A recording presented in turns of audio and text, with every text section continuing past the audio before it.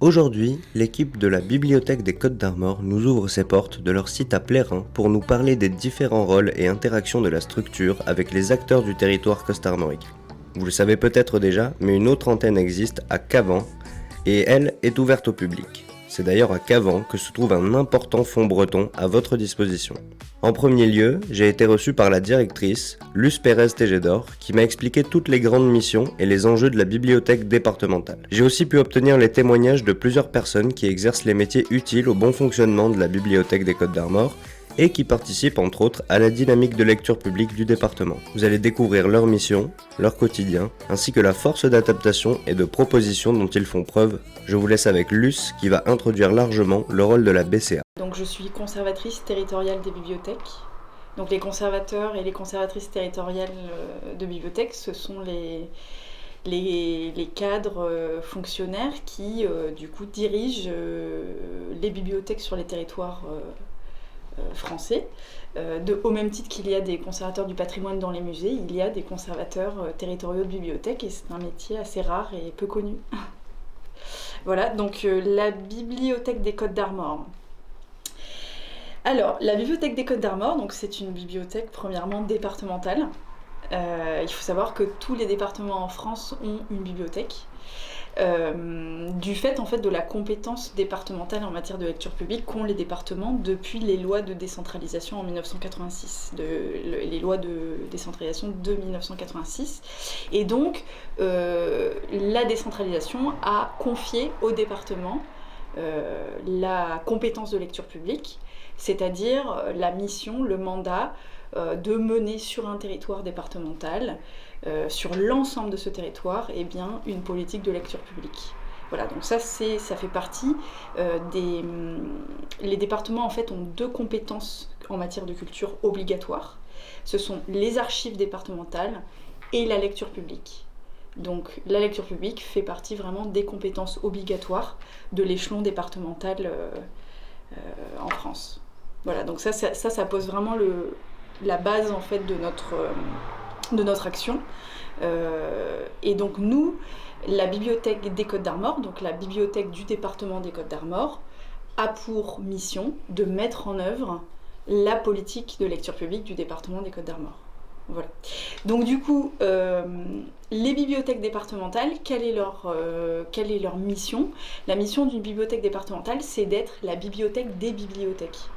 Donc nous, on est vraiment, en Côtes d'Armor, on est la bibliothèque des 245 bibliothèques qui maillent le territoire des Côtes d'Armor. Et donc, concrètement, qu'est-ce qu'on fait ? Premièrement, concrètement, comme les bibliothèques font, nous prêtons des documents. Donc nous, on prête des volumes importants de documents aux bibliothèques des Côtes d'Armor. Donc on a le mandat de prêter des documents aux bibliothèques qui sont situées dans des communes de moins de 10 000 habitants. Donc effectivement, les bibliothèques départementales et la bibliothèque des Côtes d'Armor en particulier, nous soutenons en fait les bibliothèques qui sont plutôt en zone rurale, semi-rurale, périurbaine. Ça c'est vraiment notre mandat, le plafond de 10 000 habitants. Et donc on prête des documents. Comment on prête ces documents ? Alors souvent les habitants d'un territoire voient souvent le bibliobus passer en fait dans les territoires. Et donc à la Bibliothèque des Côtes d'Armor, on a 2 bibliobus et un vidéomusibus qui vont faire des tournées et qui vont venir prêter de larges volumes de documents aux bibliothèques communales et intercommunales du territoire des Côtes d'Armor.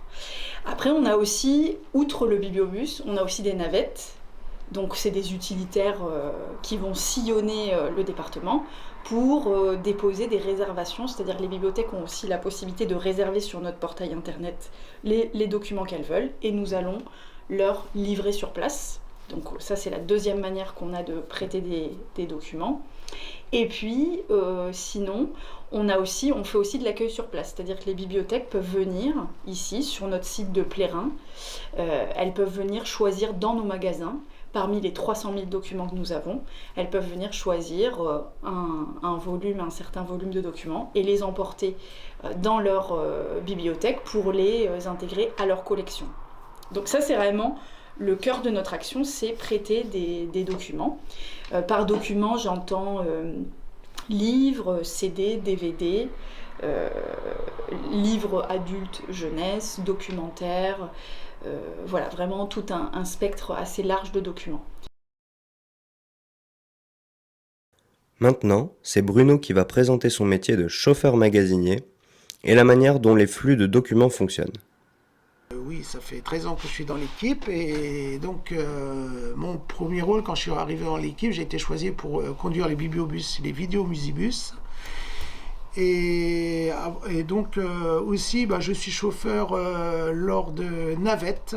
Donc c'est un véhicule le plus léger pour effectuer une distribution sur une 18 à 20 bibliothèques qui est organisée sur une semaine, quoi. Donc on se retrouve sur un mois, on a une semaine de navette et puis après 3 semaines consacrées aux tournées bibliobus et vidéomusibus. Et je participe occasionnellement aussi à la mise en place d'expositions. Le lundi matin, nous mettons en prêt tous les documents qui sont récupérés au magasin, donc, puisque nous classons toutes les bibliothèques issues de ce secteur, par exemple.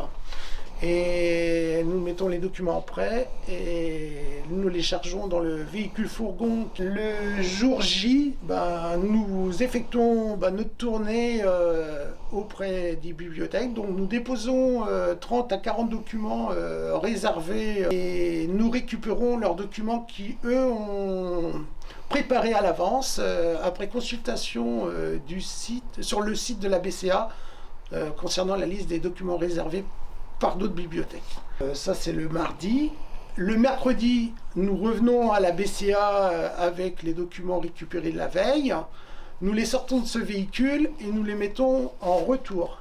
Ça nous permet, après lecture de ces documents, de les ventiler à d'autres bibliothèques qui les réclament. Ou sinon, on les met de côté, on les classe pour les remettre en magasin. La navette, nous prenons tous les livres sur ces étagères, puisque chaque compartiment est présenté une bibliothèque, comme celle-là de Cône, et puis ainsi de suite, puisque chaque bibliothèque est représentée à l'aide d'un code, et donc nous avons classé en ce sens pour mieux récupérer les documents. Continuons avec Bruno qui va nous présenter le bibliobus et le vidéomusibus de la bibliothèque des Côtes d'Armor. Pour vous présenter la préparation des bibliobus, voilà comment s'organise le camion. Donc il y a la partie roman adulte, la partie BD adulte, et donc et les documentaires adultes qui sont sur cette partie-là, et un fond breton qu'on vous peut proposer aussi en documentaire. Ensuite, sur la partie jeunesse, donc il y a toute cette partie jeunesse documentaire qui sont mis en bac. Et puis là, il y a les différents types de lecture niveau 1 en 6, 7 ans, 8 ans, en pastilles, qui sont remis en pastilles jaunes et pastilles vertes en 8-12 ans. Et pour les adolescents, les pastilles rouges au-delà de 12 ans, 13 ans, quoi. Et les albums pour les enfants. Une fois que nous nous rendons sur site, l'échange se fait avec une liste qui guide les professionnels et les bénévoles, qui est répartie en volume, donc 200 livres jeunesse et 120 livres adultes. Voilà.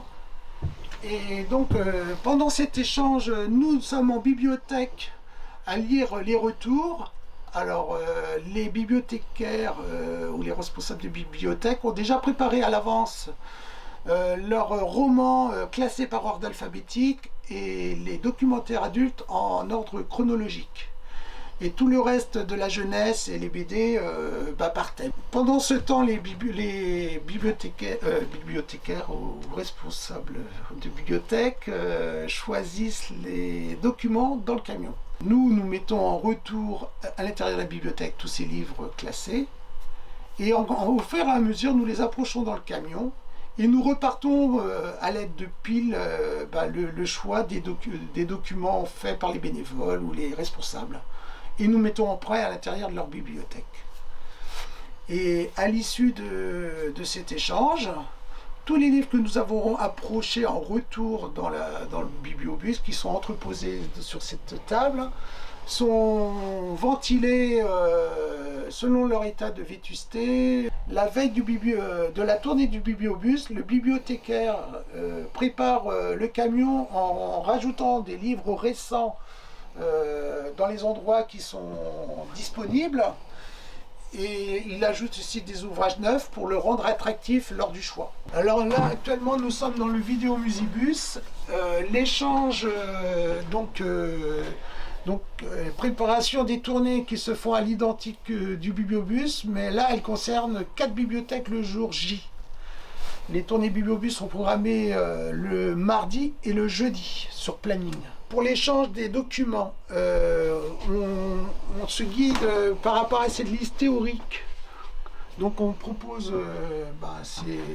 autant des CD et des DVD avec ces différentes répartitions, toute la liste concernant les différents CD. Alors, même opération que pour le bibliobus.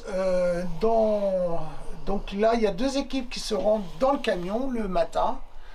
Donc une première équipe commence à 10h et la deuxième équipe arrive vers 10h15, 10h30 de façon à organiser un retour et puis après assez fluide. Et aussi par rapport au nombre dans les équipes qui puissent pouvoir circuler et choisir leurs documents en toute aisance. Pendant le choix des équipes dans le camion, nous ouvrons tous les DVD et les CD pour vérifier la présence du CD ou du DVD dans le boîtier, donc un travail de contrôle. Nous mettons en retour ces documents, nous les envoyons progressivement dans le camion, donc là tous nos retours nous les disposons sur ce plan de travail. Et pour les documents choisis, donc la première équipe installe tous leurs choix là, et la deuxième équipe ici, sur la partie gauche du camion. Et donc progressivement, nous prenons les documents choisis de la première équipe et nous les mettons après en bibliothèque. Pour la préparation de ce camion, même opération que pour le bibliobus, le bibliothécaire prépare la veille son camion, pour le rendre aussi attractif, donc il complète sur différentes catégories de CD, et pareil en DVD, que ce soit adulte, documentaire et jeunesse. Il prépare son camion pour le prêt du lendemain. Et donc dans les retours, une fois que tous les documents sont lus et disposés là, nous les remettons en bac. Voilà. Et donc tous les documents qui sont lus en retour dans la bibliothèque peuvent être aussi réservés par d'autres bibliothèques, donc on les met vraiment de côté. Pareil pour les livres. Ensuite, notre deuxième mission, c'est que nous, on est un centre de ressources pour les bibliothèques et notamment les bibliothécaires du territoire des Côtes d'Armor. Donc ça veut dire que nous, on va former tous les bibliothécaires des Côtes d'Armor, souvent dans les zones rurales ou les zones périurbaines, on a des bibliothèques qui sont tenues par des bénévoles. Donc il y a beaucoup de bénévolat dans les zones rurales en bibliothèque. Et donc nous, notre mission, c'est de former ces bénévoles au métier de bibliothécaire. Mais c'est aussi de former les salariés, les professionnels qui sont en place dans les bibliothèques des Côtes d'Armor, c'est de les former à tout ce qui fait le métier de bibliothécaire aujourd'hui et tout ce qui fait changer ce métier. J'ai ensuite rencontré Hélène Berthe, qui est bibliothécaire et référente de secteur pour les bibliothèques de Guingamp-Paimpol Agglomération, et qui va nous parler de ses missions multiples au sein de la BCA. Donc moi je suis chargée référente de secteur pour les bibliothèques de Guingamp-Paimpol Agglomération. Donc référente de secteur, ça veut dire que je suis leur interlocutrice, je suis l'interlocutrice des bibliothèques de cette EPCI. Je suis leur interlocutrice privilégiée à la BCA. Par ailleurs, je suis en charge des collections de livres adultes au sein d'une équipe de 3 personnes. Je m'occupe des ressources numériques et je suis responsable du logiciel métier de la bibliothèque départementale. Une partie de mon travail, que j'estime à 50% de mon temps environ, porte sur les collections. Donc le travail sur les collections, c'est à la fois enrichir les collections, ça correspond à un travail de veille éditoriale, de commande, de réception de commandes, de catalogage, c'est-à-dire qu'on va enregistrer les documents dans notre logiciel informatique pour pouvoir les prêter et puis pour qu'ils soient aussi visibles sur notre portail.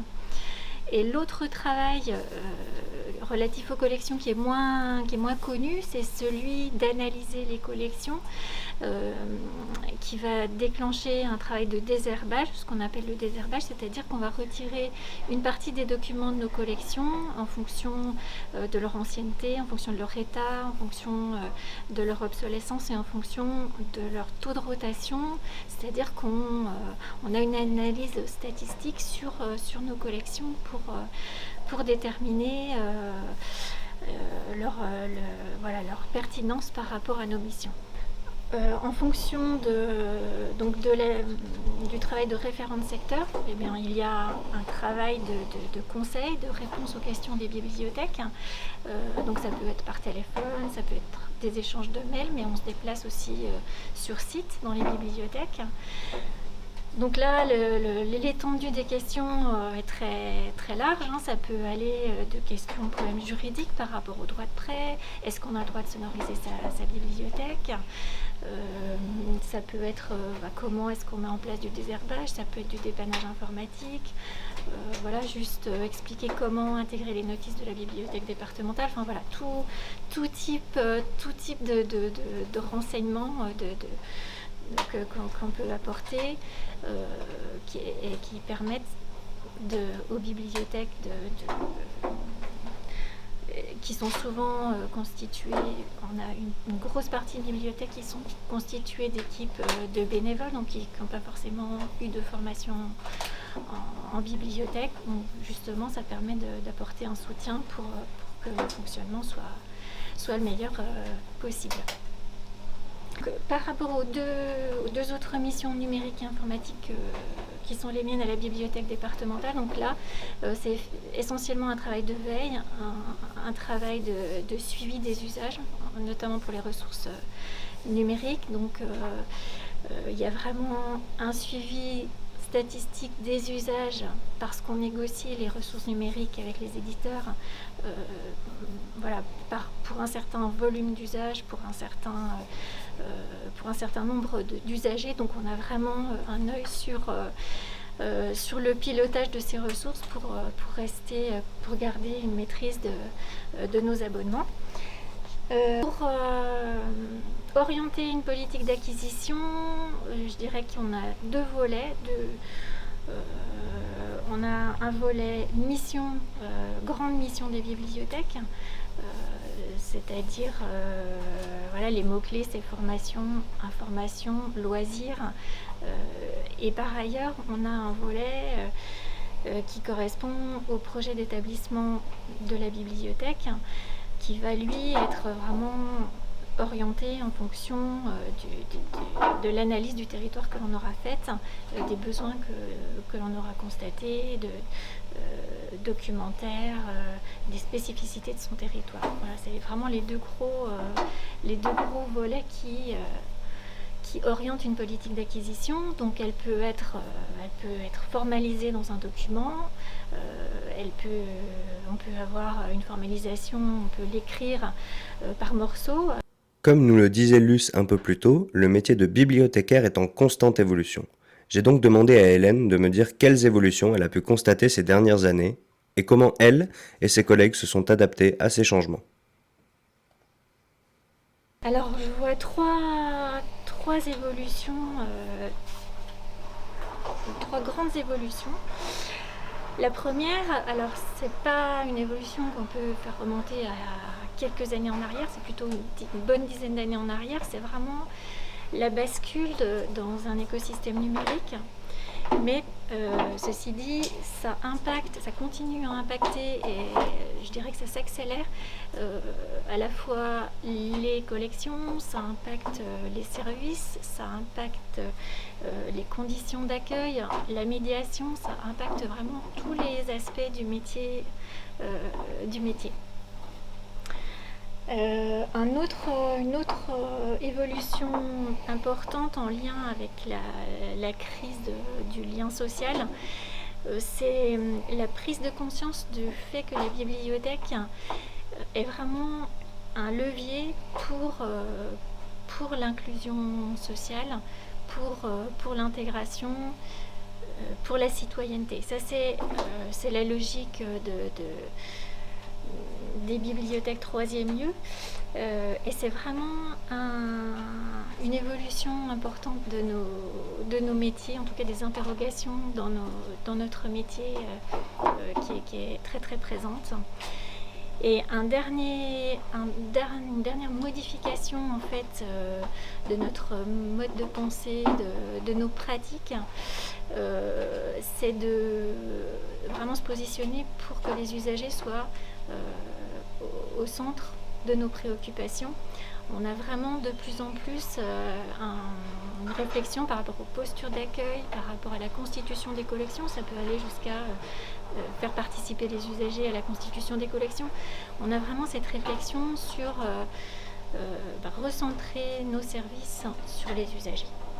Donc ça serait les trois grands volets de grosses modifications que je mettrai en avant. La bibliothèque s'adapte depuis sa création. C'est vraiment le premier service de proximité en France et c'est vraiment un service qui a vocation à s'adapter à son environnement. Donc on forme au numérique, on forme à de la médiation culturelle en tiers-lieu, on forme à des thématiques qui évoluent aujourd'hui dans le monde des bibliothèques. Et donc on a un catalogue de formation qu'on propose 2 fois par an. Toutes nos formations sont gratuites et elles sont délocalisées dans les territoires, c'est-à-dire qu'on organise des formations à Guingamp, à Lannion, mais aussi à Saint-Brieuc, sur notre site de Plérin, etc. Et ces formations sont en fait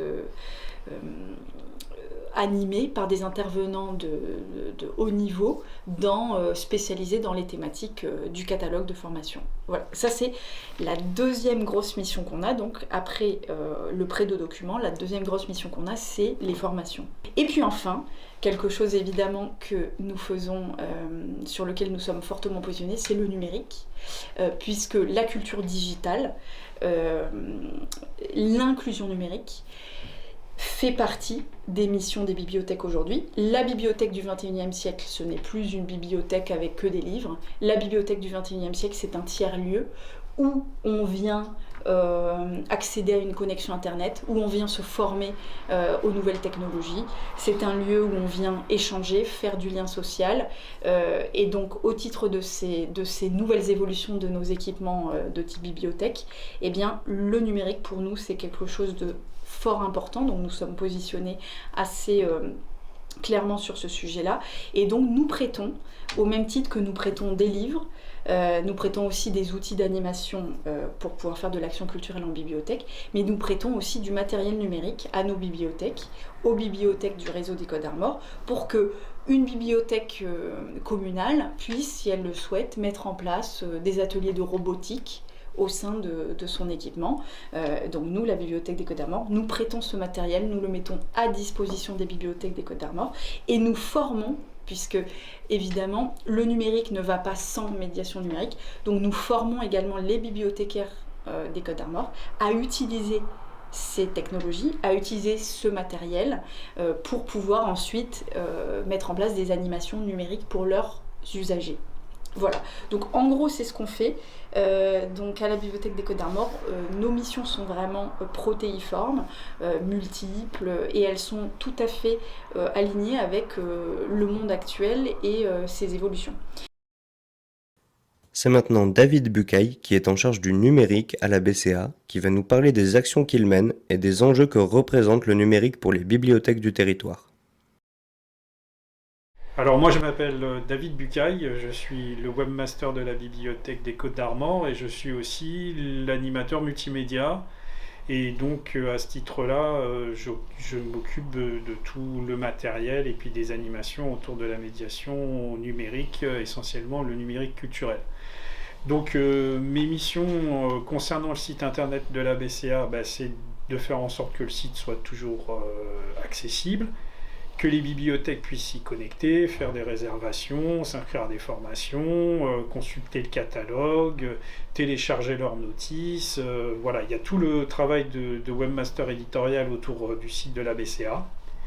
Donc ça, c'est la principale mission que j'ai à la BCA, c'est m'occuper du site internet. Et puis à côté, je m'occupe aussi des outils d'animation numérique. Alors les outils d'animation numérique, qu'est-ce qu'on va trouver dedans? On va trouver des consoles de jeux, des tablettes, des liseuses, des robots pour faire de la programmation. Qu'est-ce qu'on va trouver d'autre? On va trouver les bornes Indetouch aussi qu'il y a dans le hall, là, si après vous voulez les montrer. Qu'est-ce qu'on a d'autre? On a beaucoup de choses. On a une exposition en réalité augmentée, et puis différents petits matériels. Et donc moi, j'assure l'achat du matériel, l'entretien, la mise à disposition. J'achète aussi des jeux vidéo pour les bibliothèques, donc si jamais elles achètent des consoles de jeux, moi après on passe à une convention entre la bibliothèque et la BCA, et elles peuvent venir comme ça emprunter des jeux vidéo, de telle manière à ce que quand on achète une console, c'est toujours un coût au début, et les bibliothèques elles n'ont pas forcément le budget nécessaire pour acheter un fonds de jeu, donc au moins elles peuvent avoir la console dans un premier temps, et puis dans un deuxième temps elles peuvent venir enrichir leur fonds, et en attendant d'enrichir leur fonds de jeu, elles peuvent venir en emprunter ici à la BCA. Donc voilà principalement les deux missions sur lesquelles je me trouve à la BCA. La médiation numérique, nous, ça, comme je le disais précédemment, c'est essentiellement de la médiation numérique culturelle. Donc c'est permettre aux gens d'être en situation de savoir gérer un livre numérique, consulter des ressources numériques de type caféine, tout apprendre, etc. De telle manière à ce que les personnes ne soient pas perdues. Donc nous, ce qu'on fait beaucoup, c'est avec ma collègue Hélène Berg qui s'occupe des ressources numériques, on va sur le terrain et on forme les bibliothécaires pour qu'elles soient elles-mêmes dans une posture de médiation numérique par rapport aux ressources numériques ou par rapport à par exemple le jeu vidéo. Donc il faut bien comprendre que la BCA, nous on n'intervient pas directement auprès du public, donc on ne fait pas de médiation numérique en direct en tant que tel. Ce qu'on va faire, c'est on va accompagner notre réseau de telle manière à les mettre dans une position où ils seront pas en inconfort ou en échec par rapport à une personne qui leur demanderait quelque chose. Donc quand on fait venir une console de jeu dans une bibliothèque, il y a un moment d'appropriation de l'outil, de choix des jeux. On précise qu'au-delà de recevoir la console, on peut aussi organiser quelque chose autour, mais on ne force pas la main aux bibliothèques. On les laisse mettre en place leur animation et nous on les accompagne. On a vraiment un rôle d'accompagnement à l'action plutôt que faire à leur place. Donc ça c'est vraiment important à comprendre dans notre rôle autour de tout ce qui est médiation numérique, c'est que nous on ne fait pas pour les bibliothèques, mais on va les accompagner. Donc on les accompagne sur la prise en main des outils, mais aussi à travers des formations, et puis à travers aussi de comités qui permettent aux gens de se rencontrer, de discuter, d'avoir des échanges, etc. Donc voilà vraiment l'enjeu pour nous sur le numérique, c'est de mettre à niveau les bibliothèques pour qu'elles puissent faire de la médiation numérique auprès des publics. Avec tous ces outils d'animation dont je m'occupe à la BCA, on va faire aussi quelque chose d'intéressant, c'est-à-dire qu'on va impulser des dynamiques sur le territoire. Par exemple, si je prends l'exposition Lux in Tenebris, ce qu'on va proposer aux bibliothèques, c'est d'accueillir l'exposition, mais en même temps d'être à plusieurs autour de cette exposition. Et pendant qu'il y en a une qui reçoit l'exposition, les deux autres programment des animations autour du numérique, essentiellement de la réalité augmentée. Ce qu'on va demander, donc en plus de recevoir l'exposition, c'est de faire des ateliers et puis aussi d'avoir des conférences sur la parentalité numérique, de telle manière à ce qu'en plus de l'outil, on puisse avoir tout un environnement qui se crée pour faire venir les gens à la bibliothèque et découvrir l'exposition. C'est aussi une façon d'amener les gens, les utilisateurs des bibliothèques à un certain sujet. Alors l'autre grand dispositif aussi qu'on utilise à la BCA, ce sont les consoles de jeux. Alors avec les consoles de jeux, on les prête directement aux bibliothèques pour qu'elles puissent en faire la médiation auprès de leurs usagers. Mais aussi, ce qu'on essaye d'impulser, c'est le e-sport. C'est de venir faire des compétitions avec la console. Alors sur Mario Kart, sur FIFA, ça c'est déjà fait. Et puis prochainement, on aura d'autres actions de e-sport, par exemple pour le Tour de France, sur une application à venir à l'automne. Donc voilà, sur le jeu vidéo, là je vais plus parler dans un deuxième temps de ma mission de médiateur numérique culturel, au sens où je vais venir m'insérer dans des projets, par exemple le projet CDLI qui va se passer à LTC l'année prochaine. Je vais intervenir dans le cadre de ce projet, mais sur le volet numérique. Et par exemple, là on a déjà mis en place un wiki qui permet aux bibliothèques de LTC de faire un catalogue de tous leurs outils d'animation et de toutes les animations qu'elles mènent. Et au mois de juin, là prochainement, je vais leur proposer une formation de présentation d'une application qui leur permettra de faire des parcours géolocalisés pour mettre en avant soit le patrimoine, soit de la photo, soit un jeu, mais essentiellement pour faire sortir les gens avec le téléphone portable et faire un parcours. Donc voilà principalement sur la médiation numérique quand je vais être en action directe. Et après, le dernier volet qu'il va y avoir, c'est que je vais venir en soutien de ma collègue qui s'occupe des formations pour lui proposer des formations qui soient spécifiques aux médiateurs numériques et essentiellement médiateurs numériques culturels, c'est-à-dire des formations, là les dernières qu'on a eues, c'était sur la réalité augmentée, sur le jeu vidéo. Prochainement, on devrait avoir sur Mindtest et Minecraft et Facebook. Donc voilà, on essaye de couvrir tous les sujets qui préoccupent à l'heure actuelle les bibliothèques sur la question du numérique. On a une autre mission, c'est l'action culturelle. Puisque dans les bibliothèques, effectivement, il n'y a pas que les livres, il y a aussi évidemment toute la médiation autour du livre et de la lecture et l'action culturelle qui va venir animer la vie de la bibliothèque. Voilà. Donc nous, la Bibliothèque des Côtes d'Armor, on accompagne les bibliothèques costarmoricaines à faire de l'action culturelle. Donc on vient former à la médiation, on vient aussi, on finance des projets spécifiques d'action culturelle sur les territoires, dans le cadre notamment d'une convention bilatérale que nous avons avec le ministère de la Culture, cette convention étant dénommée un contrat départemental de lecture itinérance. Donc nous appuyons en fait les bibliothèques à mettre en place de l'action culturelle, mais mettre en place de l'action culturelle d'une manière assez spécifique, de manière coordonnée. C'est-à-dire nous, ce qui nous intéresse, c'est que les bibliothèques d'un territoire travaillent en réseau, puisqu'aujourd'hui, les réseaux de bibliothèques émergent, puisque une grosse évolution en fait de la lecture publique aujourd'hui, c'est qu'avec la réforme territoriale et l'émergence des intercommunalités, donc en Côte d'Armor depuis 2017, il y a 8 intercommunalités qui se sont formées, et ces intercommunalités-là, bien souvent, prennent la compétence de lecture publique, et donc on voit s'organiser des réseaux de bibliothèques. Donc on peut voir en Côte d'Armor, vous avez peut-être entendu parler du réseau des médiathèques de la Baie, qui est le réseau de l'agglomération de Saint-Brieuc, Saint-Brieuc-Armor agglomération. On voit aussi émerger le réseau de Dinan agglomération, on voit émerger le réseau de Lamballe-Terre-et-Mer, et existe aussi un réseau depuis quelques années, le réseau de l'Oudéac, communauté Centre-Bretagne. Et donc, ces réseaux-là, nous, on travaille avec eux. On travaille donc aussi avec les réseaux de bibliothèques, au-delà des bibliothèques communales que j'ai déjà citées. Donc nous, on vient appuyer aussi les réseaux, et donc c'est aussi une de nos missions de travailler la mise en réseau, accompagner les bibliothèques qui se mettent en réseau pour que les réseaux fonctionnent bien, et surtout pour que les réseaux apportent une plus-value assez importante aux usagers. Donc, parce qu'aujourd'hui, il faut le dire, quand des bibliothèques se mettent en réseau, ça veut dire que moi, en tant qu'inscrite en bibliothèque, je n'aurais plus accès à la collection de 3000 documents de ma bibliothèque communale. Mais avec ma carte, j'aurai accès à 3000 documents multipliés par 40 bibliothèques sur mon territoire si ces 40 bibliothèques se sont mises en réseau.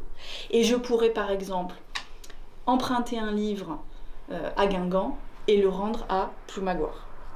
Vous voyez, donc il y a une vraie valeur ajoutée en fait à la mise en réseau. Et nous, donc, en tant que département, c'est notre mission aussi d'appuyer la mise en réseau, que ce soit au moment de la création du réseau, qu'au moment de son développement et de pour qu'il gagne en maturité.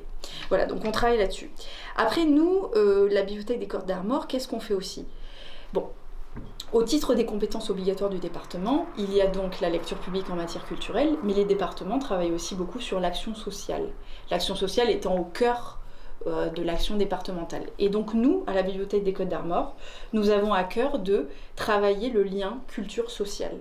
Donc nous travaillons sur beaucoup de projets transversaux, notamment des projets d'action culturelle, des projets transversaux avec les structures éducatives de type collège, puisque les collèges sont aussi à la charge des départements. Et donc des partenariats transversaux avec des collèges et avec par exemple des structures médico-sociales de type EHPAD, IME, centres sociaux, etc. Donc nous, on travaille vraiment le lien organique entre les bibliothèques et les partenaires éducatifs d'un côté, type collège, et les partenaires médico-sociaux. Donc ça nous intéresse énormément. Pourquoi ? Parce que grâce à ces partenariats-là, on va chercher des publics que d'habitude on ne touche pas. Donc nous, ce qui nous intéresse, c'est développer les publics, élargir les publics, aller chercher des lecteurs qui ne viennent pas en bibliothèque. Et comment on peut faire ça ? On peut le faire en travaillant en partenariat avec un IME, en travaillant en partenariat avec un EHPAD, en travaillant en partenariat avec un collège en zone prioritaire. En faisant ce lien-là, on arrive à amener en bibliothèque et à amener surtout vers le livre et vers la lecture des publics qui en sont éloignés en fait. Voilà. Donc nous, on travaille aussi beaucoup le lien culture-sociale. Quelles sont ces actions culturelles et comment les mettons en place sur le territoire ? Guénaël Closier nous explique tout ça à travers ses missions en tant que chargé de l'animation et de l'action culturelle au sein de la BCA. Alors, je vais vous parler donc du service de l'action culturelle de la BCA. Donc, être en charge de l'action culturelle au sein de la BCA, qu'est-ce que c'est ? C'est impulser et piloter des actions et des projets en collaboration avec les services jeunesse, adultes, vidéo, musique, ressources numériques donc de la Bibliothèque des Côtes d'Armor. C'est aussi un travail qui est mené en commun avec l'ensemble des bibliothèques du département, ainsi qu'avec leurs partenaires selon les thématiques. C'est aussi un travail qu'on mène aussi en étroite collaboration avec les services du département, notamment avec le service de la communication, puisque nous réalisons de nombreux supports de communication. Nous travaillons également donc avec les maisons du département, notamment autour de la thématique lien, donc culture et social. Donc au quotidien, c'est quoi ? C'est de l'ingénierie, c'est aussi c'est de l'adaptation, c'est aussi avoir le service du collectif, parce que nous travaillons avec des équipes hétérogènes, des équipes de bénévoles, des équipes de salariés, toutes désireuses de développer en fait des animations qui peuvent être autour de l'heure du conte, qui peuvent être autour de l'avenue d'un auteur, et nous sommes là en tant que service de l'action culturelle pour les accompagner. Donc concrètement, pour ce faire, nous avons une équipe qui est composée de la manière suivante. Une personne en charge de la médiation culturelle qui intervient dans les bibliothèques, qui va raconter en fait une histoire, qui va accompagner en fait une équipe de bibliothèque dans la manière éventuellement de raconter une histoire ou de présenter un kamishibai ou un autre outil d'animation. Donc ça, on a cette première compétence. D'autre part, notre personne qui est en charge en fait de l'itinérance en fait des expositions, puisque nous avons un service développé en matière d'exposition itinérante, des expositions thématiques qui portent à la fois autour de la littérature, de portraits, d'écrivains, autour de l'écriture, donc voilà, et également donc une autre personne personne qui est en charge en fait du volet administratif et qui va effectivement assurer les plannings et les conventions entre les bibliothèques et la BCA. Et moi-même, je suis chargée en fait de la coordination donc des projets, des événements départementaux.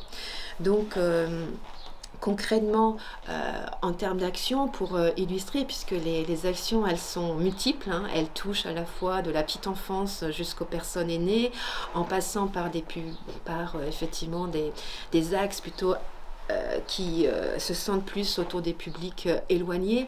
Donc concrètement, nous menons en fait et nous conduisons en fait des programmes d'action culturelle autour effectivement de rencontres avec des illustrateurs, d'événements qui sont organisés autour d'un thème commun et déclinés de diverses façons par des performances illustrées, par des lectures à voix haute, par des animations hors des murs des bibliothèques. Donc c'est tout ce travail-là que nous conduisons avec les équipes de bibliothèque pour justement amener à structurer un projet en commun et aussi à les accompagner dans l'animation aussi de leur territoire en matière effectivement de développement de l'action culturelle. Par ailleurs, aujourd'hui, le service de l'action culturelle mène en fait une action phare qui est celle du développement du contrat départemental lecture itinérance. C'est un dispositif contractualisé entre le département des Côtes-d'Armor et le ministère de la Culture qui a pour but en fait de développer davantage d'actions itinérantes et puis particulièrement dans les territoires dits ruraux à l'échelle d'une intercommunalité. Donc ce dispositif il s'intègre également dans le cadre de ce qu'on appelle le pacte culturel des territoires depuis effectivement la loi neutre de 2015. Donc concrètement pendant une année le service de l'action culturelle accompagne une intercommunalité autour d'un thème, ce qui permet de fédérer des bibliothèques, des acteurs de l'éducation, des acteurs médico-sociaux, des acteurs associatifs et tous ces acteurs construisent en fait tout un programme autour d'actions itinérantes, de projets participatifs, de venues d'expositions, de formations aussi interprofessionnelles. Voilà, ça c'est un point important que le service action culturelle développe aujourd'hui. J'ajouterais aussi que le service de l'action culturelle propose des temps de rencontres qui fédèrent de nombreux bénévoles et salariés des bibliothèques, des temps de rencontres qui fédèrent plus d'une centaine d'acteurs. Donc c'est ce qu'on appelle les rencontres départementales, au cours de laquelle est déclinée une table ronde thématique, des ateliers, des retours d'expérience, etc. Donc là, ce sont des moments fortement attendus par les bibliothèques pour pouvoir échanger, pour pouvoir faire part d'expériences et pour pouvoir aussi enrichir un peu leurs connaissances. J'ajouterais aussi que le service de l'action culturelle, comme je le citais dans la composition de l'équipe, développe tout un service de prêt et de mise à disposition de plus d'une centaine d'outils et d'expositions. Les équipes de bibliothèques concrètement peuvent emprunter entre 3 mois voire plus des tapis de lecture, des jeux de cartes, des jeux littéraires, etc. Ce qui est vraiment pour eux essentiel pour les accompagner dans leurs actions au quotidien. J'ajouterais aussi que dans notre mission, nous travaillons avec les acteurs de la chaîne du livre, qui sont les éditeurs, qui sont les auteurs, qui sont les illustrateurs, les libraires, parce qu'effectivement, la rencontre d'auteurs est